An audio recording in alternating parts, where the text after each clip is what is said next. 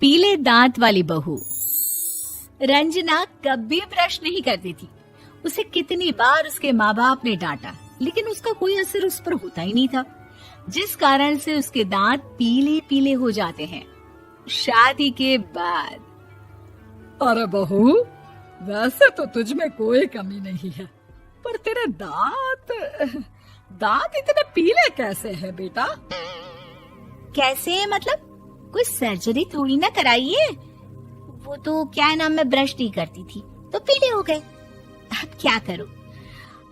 आप कहें तो लाल करवा लूं या फिर काले? यार ये क्या है, क्यों माँ से लड़ रही हो? लड़ रही हूँ? अरे मैं लड़ रही हूँ या ये बोल रही है कि दांत पीले हैं, पीले। अरे तपस्या थोड़ी ना की है इन्हें पीले करने के लिए। बकायदा ब्रश नहीं किया है 20 साल तक, तब जाकर। छी, कैसी बात कर रही हो? ये उस वक्त तो पीले नहीं थे जब हम लोग तुम्हें देखने आए थे। अरे तब साफ करवा लिया होगा डेंटिस्ट के पास जाकर। अब देखो कैसे पीले पीले लग रहे हैं।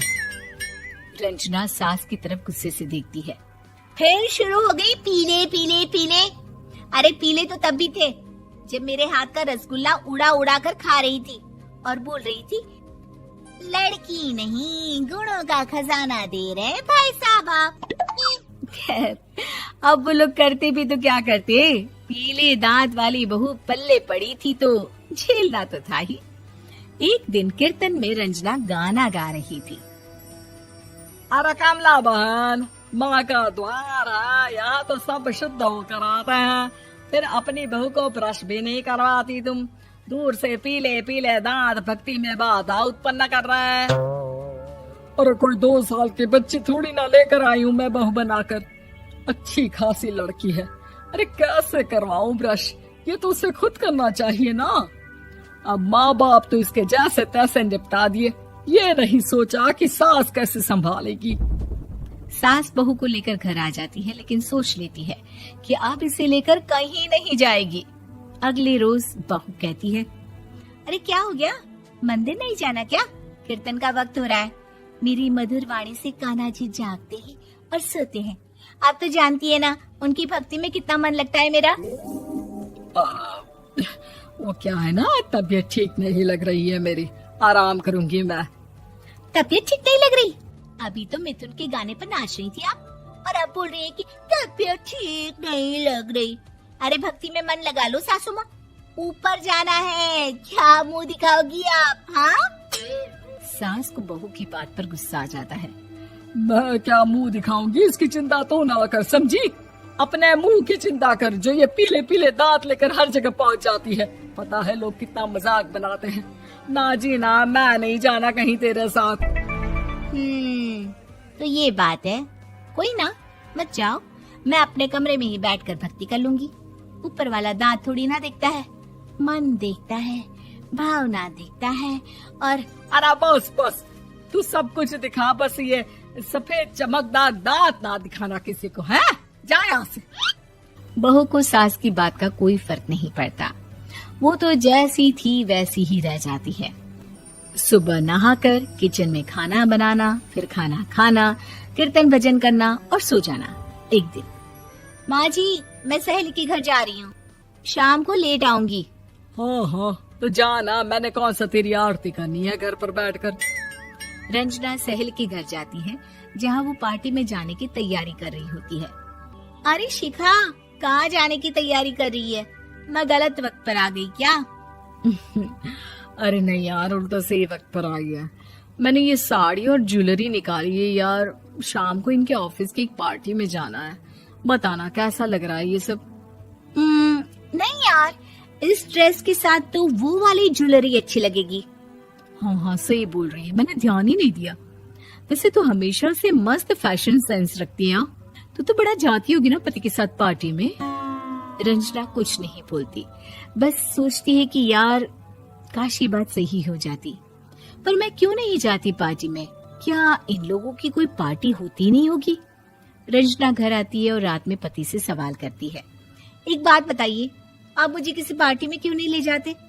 क्या आपकी यहाँ ऑफिस में पार्टी नहीं होती? पति बेचारा क्या कहता कि दांत पीले हैं तुम्हारे इसलिए।